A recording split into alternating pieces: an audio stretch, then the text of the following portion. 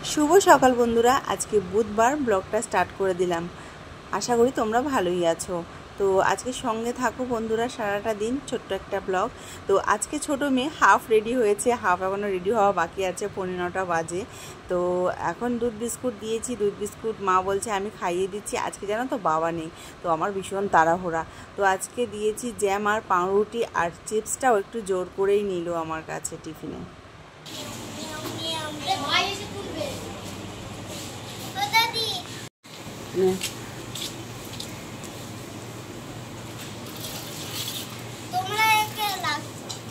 टाटा बड़ मेয়েকে দিয়ে চলে আসলাম। এখন ফুটছে ভাত, কারণ আমাদের গ্যাস নেই, এখনো পর্যন্ত গ্যাস আসেনি। তো ভাত বসিয়ে দিয়েছি। আর চলো দিকে আসো। আর যাই হোক কারেন্ট মারলো মনে হলো। তো এদিকে আম ধুচ্ছি। টুকুটাটি আম নিয়ে এসেছিলো, সেই সকালবেলা এসেছিলো, তখন নিয়ে এসছে আম, এখনও চলে এসছে। তো এখনও ভাত হয়নি, জানো তো। দেখি তাড়াহুড়ো করে করি। তো আমটা বেশ ভালো করে ধুয়ে নিলাম, কারণ আঠা লেগে থাকবে, কখন কে খেয়ে নেবে। তো তাই জন্য আমরা আমটা ধুয়েই রাখি। ধুয়ে এখানটায় জলটা ঝরা পরে নিয়ে যাব। আজকে একটা দারুণ পার্সেল এসছে, কিন্তু আমার ছোটো মেয়ের কারণে তোমাদেরকে আমি দেখাতেই পাচ্ছি না। তো এক হাত দিয়ে ফোন ধরা যায়, কিন্তু আমার মেয়েটা এত পাজি কি আর বলবো। তো যাই হোক, এটার মধ্যে রাধা কৃষ্ণ আছে, সেটা আমি একটা অন্য ব্লগে তোমাদেরকে দেখাবো। আজকে আর দেখাতে পারিনি, জানো তো, রাগের চোটে। তো ও এমন করছিল, এমনভাবে ছেঁড়াছিড়ি করছিল বক্সটাকে। তো আমি ভাবলাম যা, আমি আর কোনো ভিডিও করবো না। মা বললো ঠিক আছে, পরে ভিডিও করিস। তো দেখো আমাকে দেবার ভেঙে যাবে, যেইটুকুনি দেখা যাচ্ছে। আর পরের ব্লগে একটু ভালো করে দেখাবো। সারা দুপুর যেমন তেমন বড় মেয়েকে বাবাই নিয়ে এসেছিলো। আর বড় মেয়ে ছোটো মেয়ে সবাই পড়তে চলে গেছে।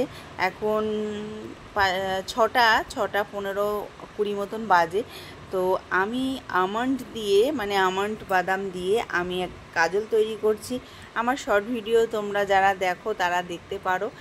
আমি আমন্ড বাদামের পুরো আর কি ওটা দেখিয়েছি কিভাবে আমি কাজল তৈরি করেছি। তো প্রথমে তো একটা সেফটি পিনের সাহায্যে আমি আমন্ডটাকে ফুটিয়ে নিয়েছিলাম, যাতে আমার হাতে গরম না লাগে। আর এদিকে নিয়েছিলাম কাচের বাটি। তো কাচের বাটি বন্ধুরা একদমই নেওয়াটা উচিত না, যখন তখন আর কি ফেটে চোখে মুখে টুকে দিতে পারে। আর যাই হোক, আমি ভীষণ রিস্কে এটা করেছি। করার পরে আমার মনে হলো যে এটা করা উচিত ছিল না। তো যাই হোক, তো প্রথমে আমি যখন জ্বালিয়েছি তখন না ধোঁয়াই উঠছিল না।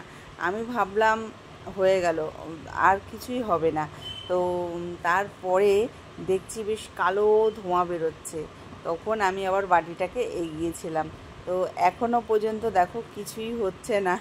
তো আমি নিরাশ হয়ে গেছিলাম যে আমি যে ভিডিওটা দেখলাম সেটা কি মানে ফেক ভিডিও। এটা আমি দেখেছিলাম অন্তত 1.5 বছর আগের একটা ভিডিও।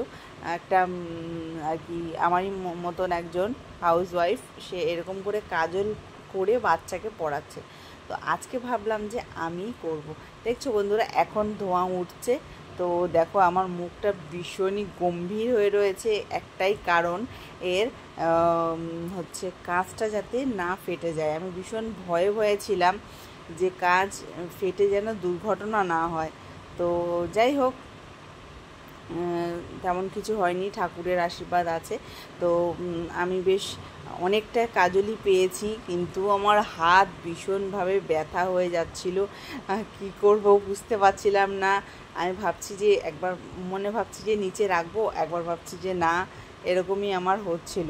তো মা এদিকে আটা মেখেছে আর পটল আলুর তরকারি কেটে রেখেছে। তো একটু তাড়াহুড়ো করে আজকে রান্নাটা করে ফেলবো বন্ধুরা। আজকে জানো তো চাঁদমালা করিনি। দেখছো আমার হাত ভীষণভাবে ব্যথা করছে বলে আমি এরকম ঘুরিয়ে উল্টে পাল্টে দেখছি। আজকে সারাদিন চাঁদমালা করিনি, বাবা ছিল না, আর করা হয়নি। বাবা অবশ্য বিকেলবেলায় চলে এসে, বাবারও শরীরটা ভালো ছিল না, বাবাও করলো না। আর আমিও আজকে একদমই চাঁদমালাতে হাত দিলাম না। তো ভাবলাম রাতে রান্নাটা করেই ফেলি। তো দেখতে পাচ্ছ বন্ধুরা কিভাবে কালি উঠছে। আর তোমরা ট্রাই করতেই পারো। আর আমি যতটা পারবো ভালো ভিডিও দেওয়ার চেষ্টা করব তোমাদেরকে বন্ধুরা। আমি না কয়েকদিন ধরে ভিডিও দিতেই পারছি না, ভালোভাবে। আর যাই হোক, আর আমি ভালো ভিডিওর কথা বললাম এই কারণে, ফেক ভিডিওগুলো আমি একদমই অ্যাভয়েড করেছি। কারণ আমি সিঁদুর তৈরিটাও তোমাদেরকে দেখিয়েছি শর্ট ভিডিওতে, তোমরা দেখতে পারো, শর্ট ভিডিওতেই আমি দিয়েছি। সিঁদুর তৈরিতেও তাই, সিঁদুর তৈরিটা একদম ফেক। তো যাই হোক, কাজল তৈরি করেছি সেটা তোমাদেরকে দেখালাম না। আর ভিডিও করে খাওয়ার দেখাতে যাচ্ছি, দেখছি ছোট মেয়েকে নকুটাটি মারছে।